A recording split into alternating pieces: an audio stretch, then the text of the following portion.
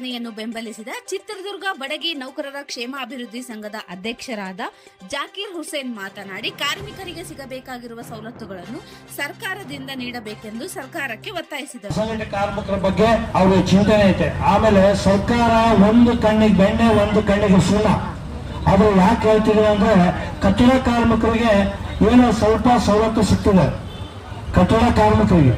ಅಸಂಘಟಿತ ಕಾರ್ಮಿಕರು ಕೊಳ್ಳಿ, ಅವ್ರಿಗೂ ಯಾಕೆ ಇದು ಮಾಡ್ತಿದ್ದಾರೆ? ಒಂದು ಕಣ್ಣಿಗೆ ಸುಣ್ಣ ಒಂದು ಕಣ್ಣಿಗೆ ಬೆಣ್ಣೆ ಮಾಡಿದರೆ ಅದು ಚೆನ್ನಾಗಿರಲ್ಲ. ಅದು ಸರ್ಕಾರ ಮುಂದಿನ ನಮ್ಗೆ ಸರ್ಕಾರ ಐತೆ, ಮೂಲತಃ ಸರ್ಕಾರ ಐತೆ. ನಾನು ಹೇಳ್ತಿರೋದು ಏನಂತಂದ್ರೆ, ಎಲ್ಲರಿಗೂ ಒಂದೇ ಕಣ್ಣಿಗೆ ನೋಡಿ, ಎಲ್ಲರಿಗೂ ಒಂದೊಂದು ಕಣ್ಣು ನೋಡಿದ್ರೆ ನಿಮ್ಗೆ ಒಳ್ಳೇದಾಗ್ತದೆ. ಸಿದ್ದರಾಮಯ್ಯ ಅವರು ಅವ್ರು ಮಾಡ್ತಾರಂತ ನಾನು ನಂಬಿದ್ದೀನಿ. ಮುಂದಿನ ದಿನಗಳಲ್ಲೂ ಇದೆಲ್ಲ ಎಸ್ಟ್ರೇಟ್ ಮಾಡ್ಕೊಂಡು ನಾವೆಲ್ಲ ಹೋರಾಟ ಮಾಡ್ಕೊಂಡು ಬಂದಿದ್ದಕ್ಕೆ ಇವೆಲ್ಲ ನಾವು ಯೋಜನೆ ತಗೋತೀವಿ.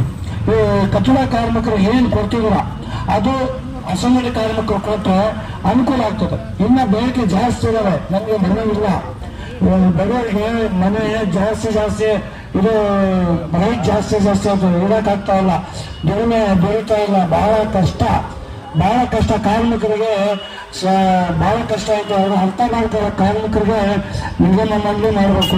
ಬಹಳ ಎಲ್ಲ ಮಾತಾಡಿದಾರೆ ಇನ್ನ ಮಾತಾಡೋದು ಬಿಟ್ಟು ಟೈಮ್ ಆಗುತ್ತೆ. ಇನ್ನು ಗಣೇಶನ ಮಾತಾಡೋದೈತೆ. ಏನಿಲ್ಲ, ಕಾರ್ಮಿಕರಿಗೆ ವಿಧಾನಸಭೆಯಲ್ಲಿ ಹೇಳಬೇಕು, ಮಾತಾಡಬೇಕು.